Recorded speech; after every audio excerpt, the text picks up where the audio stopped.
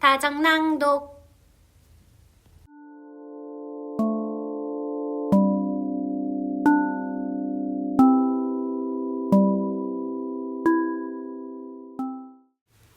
12장 흙을 조금 가져가도 될까요? 메리는 너무 빨리 달려서 방에 도착했을 때 숨이 꽤 찼다. 이마 위로 머리카락이 흐트러져 있었고 볼은 선명한 분홍빛이었다. 식탁에 점심이 차려져 있었고 마사가 그 옆에서 기다리고 있었다. 좀 늦었네요. 마사가 말했다. 어디 있었어요? 닥컨을 만났어. 메리가 말했다. 닥컨을 만났다고. 올 줄 알았어요. 마사가 의기양양하게 말했다. 어때요? 좋아요? 내 생각에 닥컨은 아름다운 것 같아. 메리가 단호한 목소리로 말했다. 마사가 약간 놀란 표정을 지었지만 기뻐 보이기도 했다. 글쎄요, 마사가 말했다. 세상에서 제일 좋은 아이이긴 하지만 잘생겼다고 생각한 적은 없어요. 코가 너무 들려있어가지고. 들려있는 게 좋아, 메리가 말했다. 그리고 눈이 너무 둥글고 마사가 약간 미심쩍어 하며 말했다. 색깔은 예쁘지만. 둥근 게 좋아, 메리가 말했다. 황야 위 하늘이랑 정확하게 같은 색이야. 마사가 흐뭇하게 빛을 냈다. 어머니가 그래요. 항상 새랑 구름을 올려다 봐서 그런 색이 됐다고요. 근데 입은 크지 않아요? 큰 입이 좋아. 메리가 고집스럽게 말했다. 내 입도 딱 저렇게 생겼으면 좋겠어. 마사가 즐겁게 킥킥 웃었다. 아가씨, 그 작은 얼굴에 있으면 진짜 이상하게 보일 거예요. 마사가 말했다. 근데 닥컨을 만나면 그럴 줄 알았어요. 씨앗이랑 정원 도구는 어때요? 가져온 거 어떻게 알았어? 메리가 물었다. 안 가져올 생각은 해본 적도 없어요. 요크셔에 있기만 하면 반드시 가져왔을 거예요. 그렇게 믿음직한 아이인걸요? 메리는 마사가 어려운 질문을 시작할까봐 겁이 났지만 마사는 그러지 않았다. 씨앗과 정원 도구에 대해 매우 관심이 있었고 메리가 겁이 난 순간은 딱 한 번뿐이었다.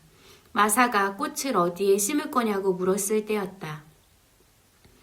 누구한테 물어봤어요? 마사가 물었다. 아직 아무한테도 안 물어봤어. 메리가 머뭇거리며 말했다. 글쎄, 수석 정원사한테는 묻지 마세요. 로치 씨는 너무 거만해요. 본 적도 없어. 메리가 말했다. 하급 정원사들이랑 벤 웨더스태프만 봤어. 나라면 벤 웨더스태프한테 물어볼 거예요. 마사가 조언했다. 그렇게 심술궂어 보이지만 정말 하나도 안 나빠요. 크레이븐 부인이 살아계실 때부터 있었기 때문에 크레이븐 씨가 하고 싶은 대로 하게 놔둬요. 부인을 웃게 만들곤 했거든요. 부인이 좋아하셨어요. 아마 외진 곳에서 구석 하나쯤은 찾아줄 거예요. 만약 외진 곳이라면 아무도 원하지 않으면 내가 가져도 아무 상관없겠지? 메리가 걱정스럽게 말했다. 그럴 이유가 없죠. 마사가 대답했다. 해가 될 게 없잖아요. 메리는 최대한 빨리 점심을 먹고 식탁에서 일어나 모자를 쓰러 방으로 달려나갔지만 마사가 붙잡았다. 할 말이 있어요. 마사가 말했다. 밥 먼저 먹이려고 했어요. 오늘 아침에 크레이븐 씨가 돌아오셨는데 아가씨를 만나시려는 것 같아요. 메리의 얼굴이 새하얘졌다. 메리가 말했다. 왜?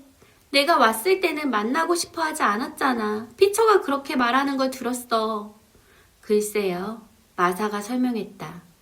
메들록 부인 말로는 어머니 때문이래요. 어머니가 스웨이트 마을에 걸어가다가 크레이븐 씨를 만났대요. 전에 한 번도 말씀을 드린 적이 없었지만 크레이븐 부인이 우리 오두막에 2-3번 오신 적이 있었거든요. 크레이븐 씨는 잊으셨지만 어머니는 기억하고 계셔서 용기를 내어 멈춰 세우셨대요. 아가씨에 대해 무슨 말을 했는지는 모르겠지만 내일 다시 떠나기 전에 아가씨를 만나겠다는 생각이 들게 했나 봐요.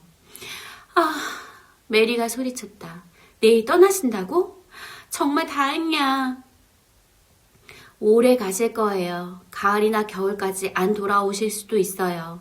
외국으로 여행하신대요. 항상 그러세요. 아, 정말 다행이다. 정말 다행이야. 메리가 감사하며 말했다. 심지어 겨울이나 가을까지 돌아오지 않는다면 비밀의 화원이 살아나는 것을 지켜볼 시간이 있을 것이다. 설령 그때 알아내어 빼앗기더라도 적어도 그만큼은 가질 수 있는 것이다. 언제 만나고 싶어 하실 것 같지? 메리가 문장을 끝내지 못했다.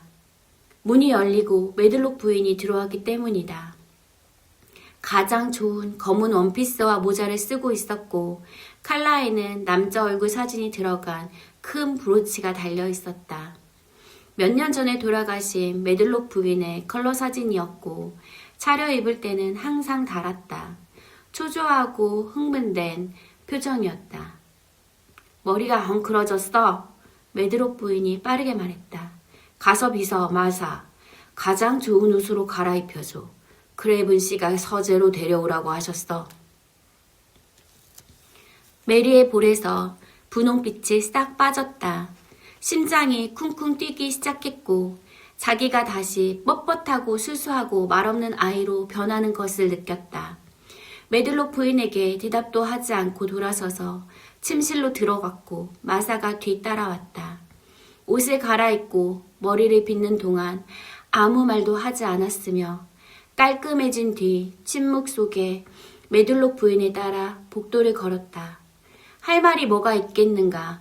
크레이븐 씨를 만나러 가야 하는데 그가 자기를 좋아하지 않을 것이고 자기도 그를 좋아하지 않을 것이다. 그가 자기를 보고 어떻게 생각할지 이미 알고 있었다. 전에는 가본 적 없는 저택의 한 부분으로 안내되었다. 마침내 메들록 부인이 문을 두드렸고 안에서 누군가가 들어오세요 라고 하자 둘이 함께 방으로 들어갔다. 벽난로 앞 안락 의자에 남자가 앉아 있었고 메들록 부인이 말했다. 이 아이가 메리 아가씨입니다, 주인님. 나가시오. 여기 놔두고. 데려가야 할 때 종을 울리겠소. 크레이븐 씨가 말했다. 메들록 부인이 나가고 문을 닫자 메리는 마른 작은 손을 비비꼬며 서 있을 수밖에 없었다. 수수한 작은 존재로. 의자에 앉은 남자는 곱사등이라기보다 약간 높고 삐뚤어진 어깨를 가진 사람이었고 검은 머리카락에 흰 줄이 섞여 있었다. 높은 어깨 너머로 고개를 돌려 메리에게 말했다. 이리 와. 크레이븐 씨가 말했다. 메리가 다가갔다. 못생긴 사람은 아니었다. 그토록 불행해 보이지만 않았다면 잘생긴 얼굴이었을 것이다. 메리를 보는 것이 걱정스럽고 초조한 것 같았고 이 아이를 세상에서 어떻게 해야 할지 전혀 모르겠다는 표정이었다. 건강하니? 크레이븐 씨가 물었다. 네, 메리가 대답했다. 잘 돌봐주고 있니? 네, 크레이븐 씨가 메리를 훑어보며 초조하게 이마를 문질렀다. 많이 마르구나. 크레이븐 씨가 말했다. 살이 찌고 있어요. 메리가 자기 자신도 알 수 있는 가장 딱딱한 말투로 대답했다. 얼마나 불행한 얼굴인가. 검은 눈은 메리를 거의 보지 않는 것 같았다. 다른 무언가를 보고 있는 것 같았고 메리에게 생각을 집중하기가 거의 불가능해 보였다. 너를 잊고 있었다. 크레이븐 씨가 말했다. 어떻게 기억할 수 있었겠니? 가정교사나 유모나 그런 사람을 보내려고 했는데 잊었구나. 저기요. 메리가 말을 꺼냈다. 저기요. 그러다 목에 멍울이 올라와 말이 막혔다. 무슨 말을 하고 싶은 거니? 크레이븐 씨가 물었다. 저는 유모가 필요한 나이는 지났어요. 메리가 말했다. 그리고 저기요. 아직 가정교사를 붙이지 말아주세요. 크레이븐 씨가 다시 이 말을 문지르며 메리를 바라보았다. 소어빈의 여인도 같은 말을 했지. 크레이븐 씨가 멍하니 중얼거렸다. 그때 메리가 용기를 한 조각 끌어모았다. 그분이 마사 어머니인가요? 메리가 더듬거렸다. 그런 것 같다. 크레이븐 씨가 대답했다. 아이들에 대해 잘 아세요. 메리가 말했다. 12명을 키우셨어요. 잘 아세요. 크레이븐 씨가 정신을 차리는 것 같았다. 무엇을 하고 싶으니? 밖에서 놀고 싶어요. 메리가 대답했다. 목소리가 떨리지 않기를 바라면서. 인도에서는 좋아하지 않았어요. 여기서는 배가 고파지고 살이 찌고 있어요. 크레이븐 씨가 메리를 지켜보고 있었다. 소어비 부인이 그게 좋을 거라고 했다. 아마 그럴 것이다. 크레이븐 씨가 말했다. 가정교사를 붙이기 전에 먼저 튼튼해지는 게 좋겠다고 했지. 뛰어놀면서 황야에서 바람이 불어오면 힘이 세지는 것 같아요. 메리가 호소했다. 어디서 노니? 크레이븐 씨가 이어 물었다. 어디서든요. 메리가 헐떡이며 말했다. 마사 어머니가 줄넘기를 보내주셨어요. 줄넘기도 하고요. 달리기도 하고요. 땅에서 뭔가 올라오기 시작하는지 찾아보기도 해요. 나쁜 짓은 안 해요. 그렇게 겁먹은 표정을 짓지 마. 크레이븐 씨가 걱정스러운 목소리로 말했다. 너 같은 아이가 나쁜 짓을 할 리가 없지. 하고 싶은 것을 해도 좋다. 메리는 손을 목에 올렸다.